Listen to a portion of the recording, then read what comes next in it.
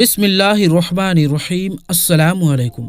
प्यारे दोस्तों, अल्लाह तबारक व तआला सूरह कहफ में इरशाद फरमाता है, और तुम हजरत आदम अलैहिस्सलाम को सजदा करो। तो सब फरिश्तों ने सजदा किया सिवाय इब्लीस के, और वो इब्लीस जिन्नात में से था। तो वो अपने रब की इताअत से बाहर निकल गया। और क्या तुम मुझको छोड़कर शैतान और उसकी औलाद को अपना दोस्त बनाते हो? और एक दूसरे मकाम पर अल्लाह तबारक व तआला इरशाद फरमाता है कि बेशक शैतान तुम्हारा खुला दुश्मन है। प्यारे दोस्तों, जिस तरह कुर्बे क़यामत का वक्त करीब आ रहा है, तो उसी तरह शैतान के लिए खतरे की घंटी बजना शुरू हो गई है। लिहाजा इसी वजह से शैतान ने भी अपना काम तेज कर दिया है। शैतान की औलाद और उसके चेले दिन रात लोगों को गुनाहों के अंदर मुब्तला करने और बुराई को आम करने में मशरूफ है, क्योंकि शैतान को पता है कि उसकी मौत का वक्त करीब आने वाला है। लिहाजा इसीलिए उसकी ये कोशिश है कि वो ज्यादा से ज्यादा लोगों को गुमराह करके और अल्लाह तबारक व तआला की नाफरमानी के अंदर मुब्तला करके लोगों को अपने साथ जहन्नुम में ले जाए। मेरे दोस्तों, आज की इस वीडियो में हम आपको बताएंगे कि शैतान का नेटवर्क किस तरह काम करता है, और शैतान ने अपनी औलाद की ड्यूटी कहां कहां पर लगाई है, शैतान की बीवी कौन है, और शैतान की शादी किस तरह हुई, और शैतान के बच्चे किस तरह पैदा होते हैं, और एक दिन के अंदर शैतान कितने बच्चे पैदा करता है।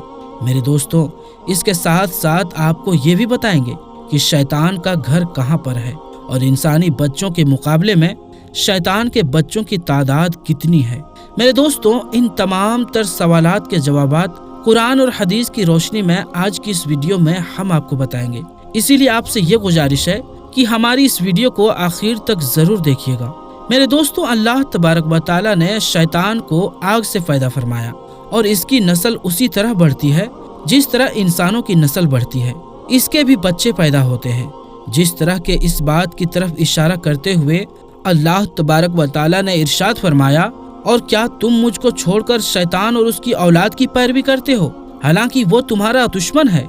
इस आयत करीमा से ये वाज़ेह तौर पर बात साबित होती है कि शैतान की बीवी और बच्चे भी हैं। मेरे दोस्तों, जब शैतान मरदूद ने अल्लाह तबारक व तआला के हुक्म की नाफरमानी की और हजरत आदम अलैहिस्सलाम को सजदा ना किया, तो अल्लाह तबारक व तआला ने इसको मरदूद करार देकर अपनी बारगाह से निकाल दिया। शैतान को अल्लाह तबारक व तआला ने आग के शोलों से पैदा किया और उसकी बीवी को भी पैदा किया, और फिर इन दोनों से तमाम जिन्नात की नस्ल फैली। मेरे दोस्तों, शैतान की बीवी को किस तरह पैदा किया गया, इसके बारे में हदीस पाक में आता है कि जब अल्लाह तबारक व तआला ने इब्लीस की नस्ल और उसकी ज़ौजा को पैदा करना चाहा, तो शैतान पर गुस्से का इल्का किया, और शैतान शदीद गुस्से की हालत में आ गया। गुस्से की वजह से उसमें से एक आग की चिंगारी पैदा हुई। उस आग से अल्लाह तबारक व तआला ने इब्लीस की बीवी को पैदा किया। इब्लीस की बीवी का नाम तरतबह बताया गया है। मेरे दोस्तों, अब बात करते हैं कि शैतान के बच्चे किस तरह पैदा होते हैं और उसकी नस्ल किस तरह बढ़ती है, और एक दिन के अंदर कितने बच्चे पैदा होते हैं। इसके मुतालिक रिवायत में आता है कि शयातीन की नस्ल दो तरह से बढ़ती है। नंबर एक, कुछ शयातीन ऐसे हैं कि उनके जोड़े पैदा किए गए हैं। जिस तरह इंसानों के अंदर मियाँ बीवी के मिलाप से बच्चे पैदा होते हैं, इसी तरह शैतानों के अंदर शैतान जिन और शैतान जिन्ननी के मिलाप से जिन्नात और शयातीन पैदा होते हैं, और इससे शैतानों की नस्ल बढ़ती है। और नंबर दो, कुछ शयातीन ऐसे हैं कि अल्लाह तबारक व तआला ने उनकी दाएं रान में मर्द की शर्मगाह को पैदा फरमाया और उनकी बाएं रान में औरत की शर्मगाह को पैदा किया। इस तरह जब शैतान ने अपनी ही शर्मगाह के अंदर दाखिल किया, तो उससे 5 अंडे निकले, जिनमें से शैतान जिन और शैतान जिन्ननियां पैदा हुई।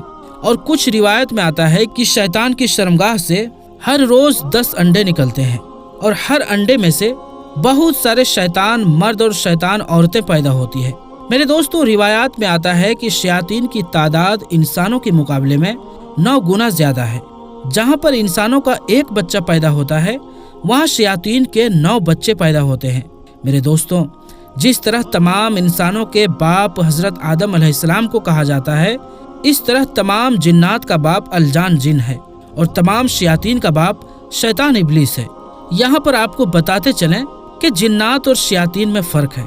जिन्नात में से कुछ गिरोह मुसलमान भी हैं, जबकि शयातीन में से कोई भी मुसलमान नहीं। और इसी तरह जिन्नात को भी मौत आती है और वो अपने वक्त पर मौत का जायका चखते हैं, जबकि तमाम शयातीन शैतान के साथ ही मरेंगे। जब कयामत से 40 साल पहले अल्लाह तबारक व तआला शैतान को दर्दनाक मौत देगा तो इसके साथ ही तमाम शयातीन भी मर जाएंगे। दोस्तों, अब बात करते हैं कि शैतान का नेटवर्क किस तरह काम करता है और शैतान ने अपनी औलाद की ड्यूटी कहां कहां पर लगाई हुई है और किस तरह शैतान के औलाद इंसानों को गुमराह करने के अंदर मशरूफ है। मेरे दोस्तों, रिवायत में शैतान के 5 मशहूर बेटों का जिक्र मिलता है। जिस तरह के हजरत मुजाहिद रहमतुल्लाहि ताला अलैह शैतान के मशहूर बेटों के नाम और काम कुछ इस तरह बयान फरमाते हैं। शैतान के पहले मशहूर बेटे का नाम दम्बूर है। इसकी ड्यूटी शैतान ने ये लगाई है कि ये हर बाजार में शैतान का झंडा उठाकर खड़ा होता है और औरतों को मर्दों की तरफ और मर्दों को औरतों की तरफ माइल करता है और गुनाहों के अंदर मुब्तला कर देता है। शैतान के दूसरे बड़े बेटा का नाम सबर है, जो लोगों के अंदर फितना फसाद फैलाता है और मसाइब का सबब बनता है। मेरे दोस्तों, शैतान के तीसरे बड़े बेटे का नाम आऊर है। इसकी ड्यूटी शैतान ने ये लगाई है कि कोई भी मुसलमान अगर अल्लाह तबारक व तआला की बारगाह में कोई भी इबादत या नेकी करता है तो ये शैतान उस मुसलमान को रियाकारी के अंदर मुब्तला कर देता है और रियाकारी की वजह से उसके उस अमल को जाया कर देता है। मेरे दोस्तों, शैतान के चौथे बेटे का नाम मसूद है। इसकी ड्यूटी शैतान ने ये लगाई है कि ये लोगों के दरमियान झूठी बातें फैलाता है और उनको आपस में लड़वाता है।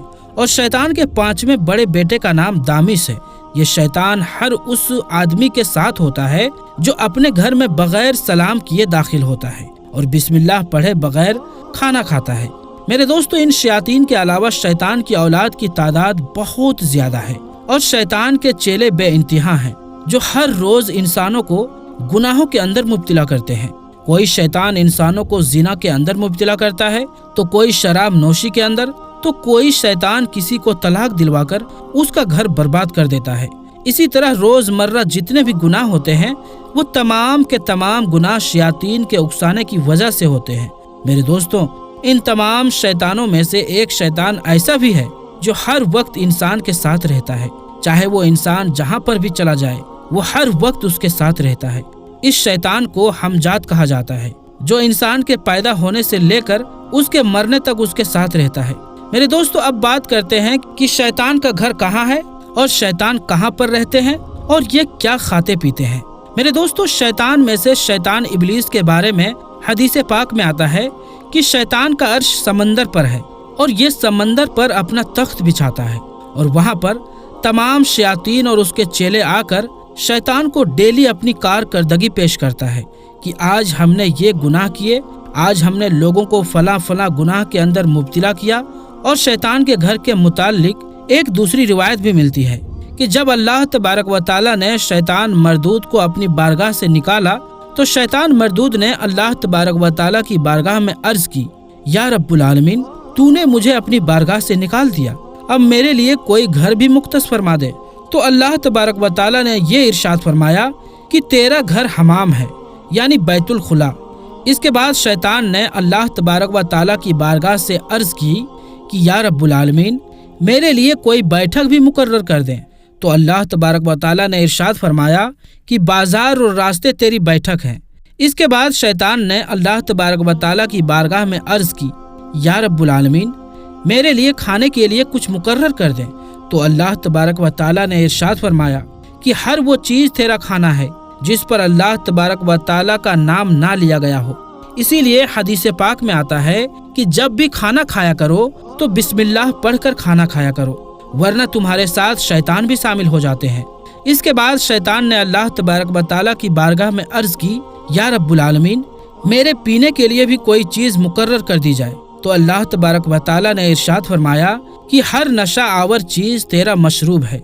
फिर इसने अर्ज किया कि ऐ अल्लाह, मुझे अपनी तरफ बुलाने का कोई तरीका भी बता दें कि मैं किस तरह लोगों को अपनी तरफ बुलाऊं। तो अल्लाह तबारक व तआला ने इरशाद फरमाया कि नाच गाने और बाजे ताशे ही तेरे बुलाने के लिए है। फिर इसके बाद शैतान ने कहा कि मुझे कोई किताब अता फरमा दे।